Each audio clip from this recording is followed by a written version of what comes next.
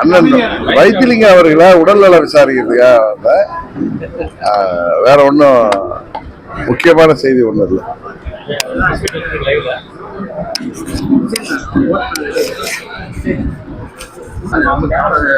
கொடநாடு நடந்துட்டு ஆமா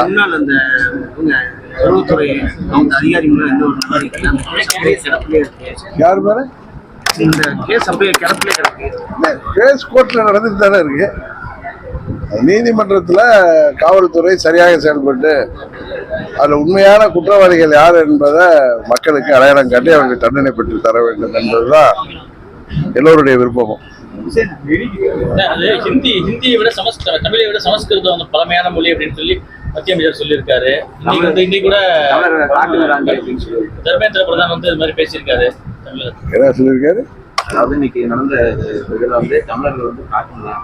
தமிழர்களா நீங்க ஏதாவது அது என்னன்னு பார்த்துட்டு நான் தஞ்சாவூர்ல தான் இருக்கேன். நான் அதுக்கு அவர் என்ன பேசியிருக்காருங்கிறது உண்மையில எனக்கு தெரியல. அவர் என்ன பேசியிருக்காருங்கிறத நான் அதை தமிழ்நாடு மக்கள் அநாகரிகமற்றவர்கள். தமிழ்நாடு மக்களா? தமிழ்நாடு மக்கள் அதுதான் சொல்றேன்.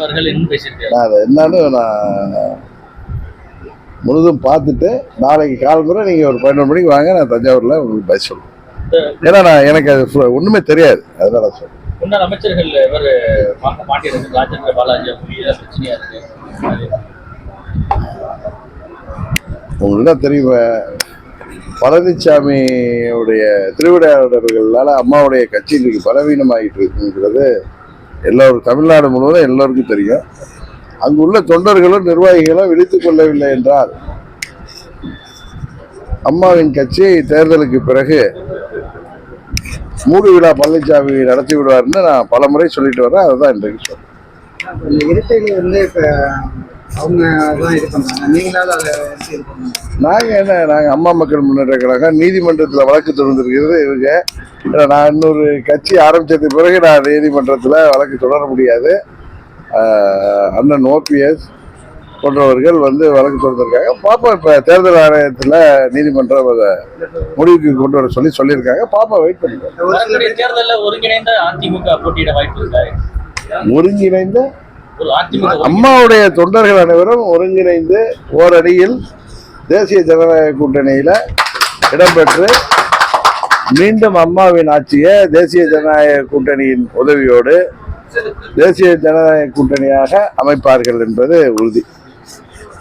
இருட்டில் வந்து விரைவில் வந்து அழிஞ்சிருந்தா நிறைய பேர் அதை சொல்லிட்டு இருக்காங்க. அதை வந்து மீட்கணும்னா வந்து அதுதான் நான் சொல்றேன். அங்கு உள்ள நிர்வாகிகளும் தொண்டர்களும் விழித்துக் கொள்ளவில்லை என்றால் தேர்தலுக்கு பிறகு அதை மீட்டெடுக்கின்ற பொறுப்பு நிச்சயம் எங்கள் கையில வரும். அண்ணனுடைய உடல்நலம் விசாரிக்க வந்தா 2 பேர் அரசியல்வாதிகள் உறுதியாக அரசியல் பேசியிருப்போம்.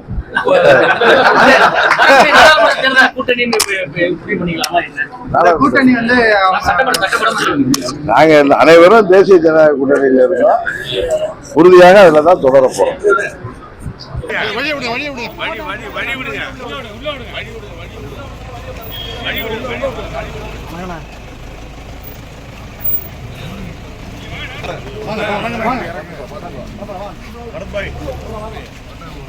கொஞ்சம் வழி விடுங்க.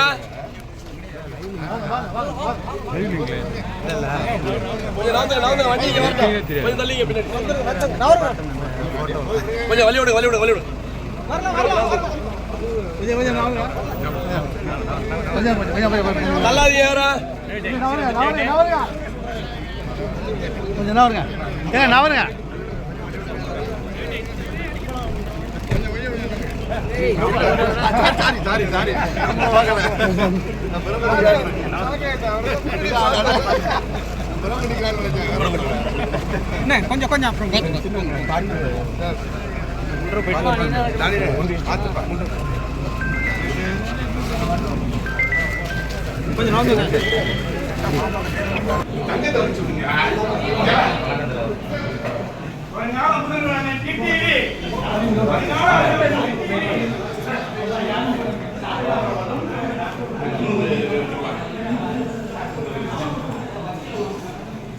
சரி, அப்புறம் எடுத்துக்கலாம்.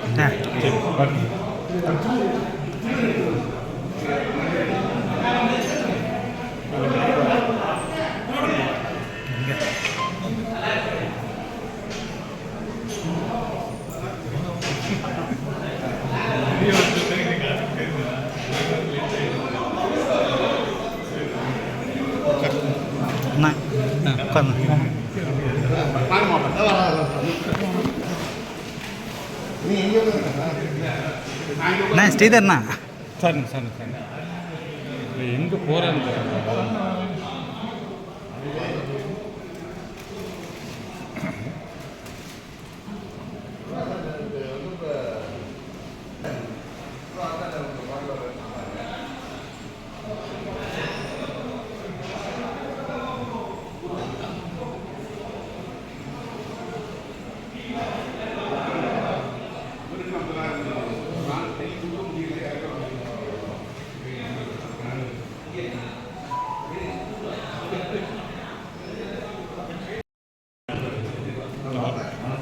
நான் கொஞ்சம் அப்படி உள்ள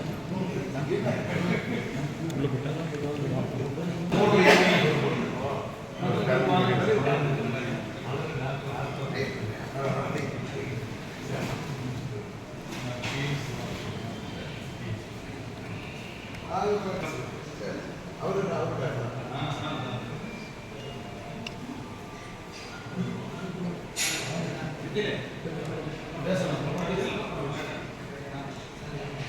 சரி போதும்